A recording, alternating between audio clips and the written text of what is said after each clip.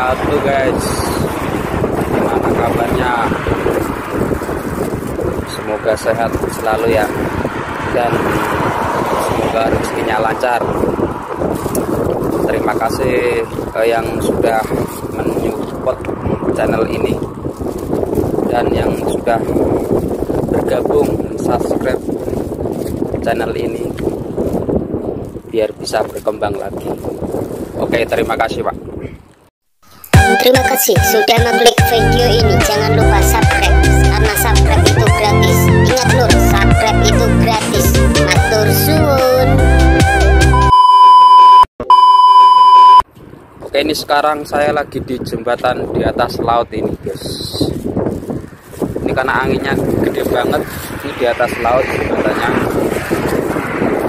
Tuh di sana ada perumahan warga.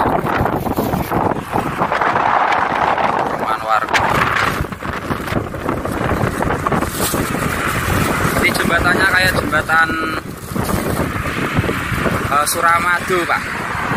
Jadi ini jembatannya kayak jembatan Suramadu di mana itu, di Surabaya, yang hubungan Surabaya Madura itu kurang lebih seperti itu. Jadi di sana itu ada desa Katahara, yang di sebelah sananya lagi itu juga ada desa. Nah ini di bawahnya ini ada laut.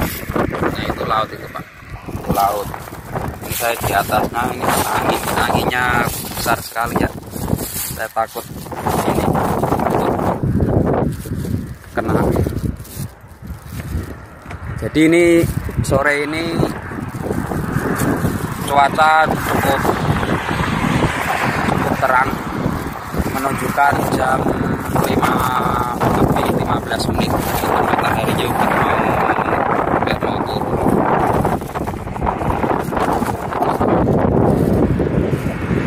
Angin juga udah mulai dingin di sini Pak. Soalnya kan udah bulan 10, udah mau memasuki musim dingin, musim gugur, jadi angin di sini udah mulai dingin. Kulit-kulit udah mau menjadi kering. Nah, lumayan lah, cukup lumayan pemandangannya.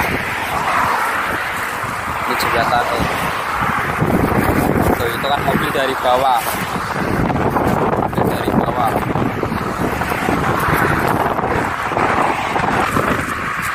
Ini tadi nggak ada kerjaan, kita goes-goes sore lewati jembatan Suramadu Jepang. Lumayan, ini jembatannya kurang lebih berapa ya, ada 2 kilo 3 kiloan Pak. Jadi ya lumayan panjang. Ini cerita apa ya. Nah oh ya itu, nah itu bendungan di tengah itu jadi pembatas ombak yang dulu saya ceritain dulu itu. Jadi kalau laut semua di Jepang itu harus dikasih pembatas kayak gitu Pak. Bendungan di tengah itu fungsinya biar ombak dari tengah laut itu nggak lepas langsung ke tepi, nggak lepas langsung ke pinggir. Jadi ombaknya itu bisa ditahan dulu di bendungan tengah itu, nanti pinggirnya itu cuman kecil, cuman kayak danau lah. Soalnya di tengah, nah itu kan di tengah, di pinggirnya itu ada pemukiman warga Pak. Jadi bahaya. Oh, no. Pemukiman warga semua itu di situ. Jadi kalau nggak ada pembatas ombak itu, ombaknya besar langsung ke tepi. Jadi kasihan pemukiman yang di bawah itu bisa langsung terkena ombaknya lah, ombaknya besar. Jadi yang sampai pinggir itu cuman kecil, ombaknya kecil, angin-angin di belakang. Tuh ini semuanya dikasih pembatas kalau di sini lautnya. hampir semua lagu Jepang dikasih di atas ombak dari tengah. Kemungkinan di Indonesia juga ada yang menggunakan sistem bangunan di laut seperti ini ya Pak. Kalau nggak salah di Ancol. Di Ancol itu juga ada. Di Ancol itu lautnya dari tengah-tengah udah dibendung dia. Biar ke tepinya ombaknya nggak begitu besar. Soalnya kan banyak pemukiman juga di Ancol itu. Makanya dari pihak-pihak pemerintah membangun sistem pembangunan itu bendungan tengah laut. Yang untuk menahan ombak yang besar ke tepi pantai. Itulah. Kita ingin gambar ini sudah terang.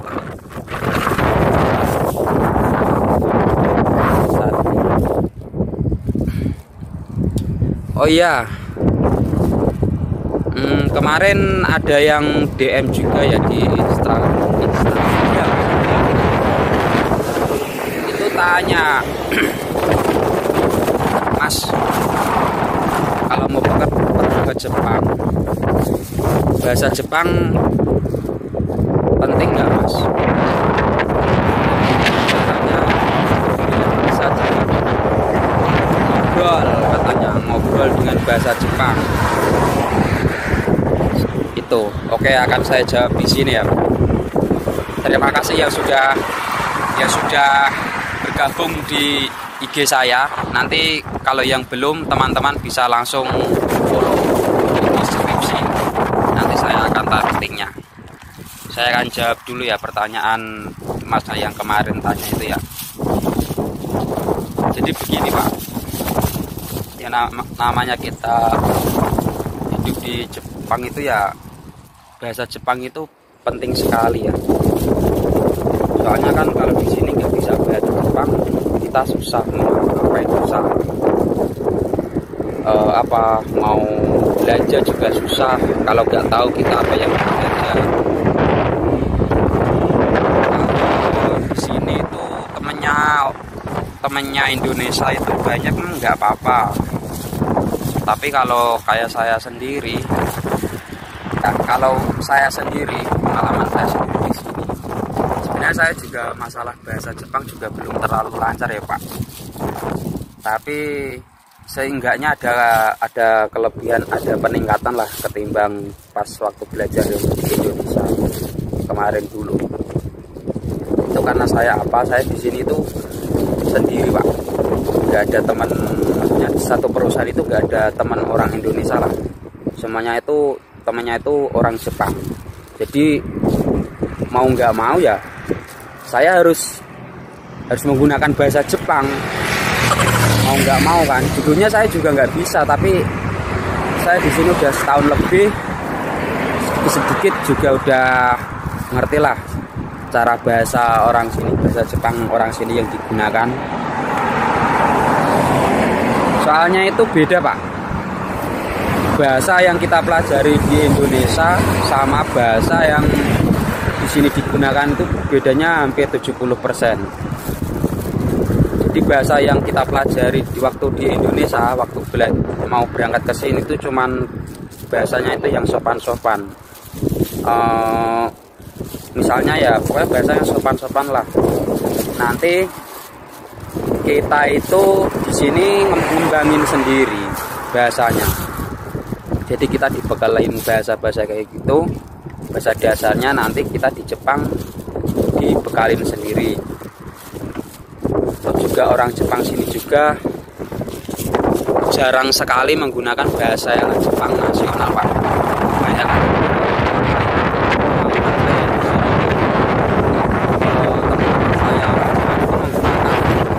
bahasanya itu bahasa daerah. Setiap daerah juga beda-beda, kayak di Indonesia setiap daerah punya bahasa budaya masing-masing. Jadi gimana caranya kalau pengen bisa bahasa Jepang ya kita harus sering-sering ngobrol sama orang Jepang kalau yang udah ada di Jepang ya Pak. Tapi kalau buat sampean yang masih di Indonesia kemarin kan, itu penting sekali bahasa Jepang Pak. penting sekali. Kalau punya teman orang Indonesia di sini ada senpainya banyak nggak apa-apa. Tapi kalau sendiri kayak saya nih, kalau sendiri satu perusahaan ya maksudnya, itu harus penting banget bahasa Jepang. Mau nggak mau kita harus belajar dan minimal ngerti lah orang Jepang ngomong itu minimal kita ngerti. Soalnya ya banyak instruksi yang harus dikerjakan kalau pas waktu kerja. Kalau pas di luar bekerja kan kita bisa tanya teman orang Indonesia lah ibaratnya. Nah, caranya juga biar cepat ngerti tentang bahasa Jepang itu. Kalau pengalaman saya ya Pak ya, itu dulu pas waktu di sini itu ya saya sering melihat film-film kartun Jepang lah yang ada subtitlenya Indonesia itu. Terus sering melihat film drama Jepang. Pokoknya intinya yang berbau bahasa Jepang lah. Kalau pengen bisa bahasa Jepang, maksudnya pengen bisa ngobrol. Soalnya juga beda di sini tuh cara belajar pengen bisa ngobrol dan cara belajar bisa mendapatkan level bahasa Jepang Pak. Cara belajarnya beda juga. Kalau cuman bisa ngobrol kayak gitu ya kita sering-sering melihat film-film bahasa Jepang aja. Kalau yang masih di Indonesia. Tapi kalau udah di Jepang minimalnya kita harus sering Minimalnya kita harus sering ngobrol sama orang Jepang. Itu bermanfaat banget, melatih banget pendengaran kita tentang bahasa Jepang. Itulah kira-kira pengalaman saya ya.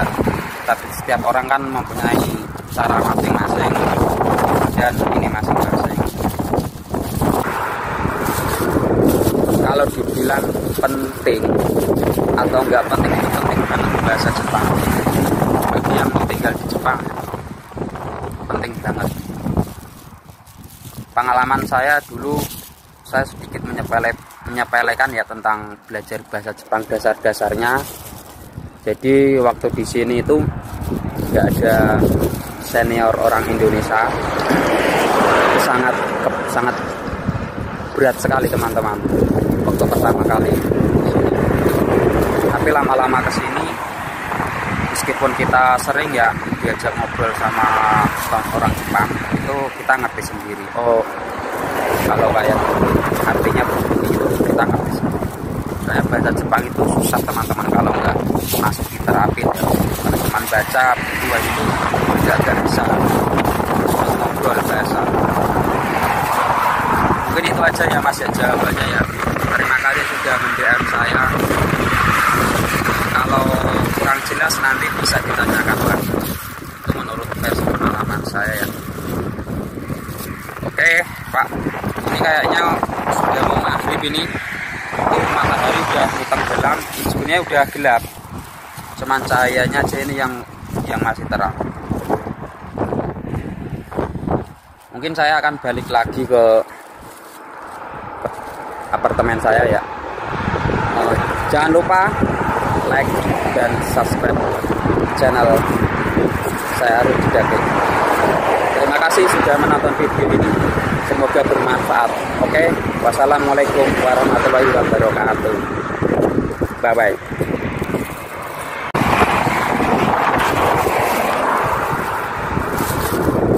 Kalau dibilang penting atau enggak penting, itu penting banget bahasa Jepang. Bagi yang mau tinggal di Jepang penting banget. Pengalaman saya dulu, saya sedikit menyepelekan ya tentang belajar bahasa Jepang dasar-dasarnya. Jadi waktu di sini itu nggak ada senior orang Indonesia. Sangat berat sekali teman-teman waktu pertama kali. Tapi lama-lama kesini, meskipun kita sering ya diajak ngobrol sama orang Jepang, itu kita ngerti sendiri. Oh, kalau kayak artinya begini itu kita ngerti sendiri. Saya baca Jepang itu susah teman-teman kalau nggak masuk di terapi ya. Kalau cuma baca buku itu nggak bisa ngobrol bahasa. Mungkin itu aja ya Mas ya jawabannya ya. Terima kasih sudah mendm saya. Kalau kurang jelas nanti bisa ditanyakan lagi. Itu menurut versi pengalaman saya ya. Oke Pak, ini kayaknya sudah mau maghrib ini. Matahari udah tenggelam, sebenarnya udah gelap. Cuman cahayanya aja ini yang masih terang. Mungkin saya akan balik lagi ke apartemen saya ya. Jangan lupa like dan subscribe channel saya Arun Didake. Terima kasih sudah menonton video ini. Semoga bermanfaat. Oke, wassalamualaikum warahmatullahi wabarakatuh. Bye bye. Terima kasih sudah mengklik video ini. Jangan lupa subscribe karena subscribe itu gratis. Ingat lur, subscribe itu gratis. Matur suwun.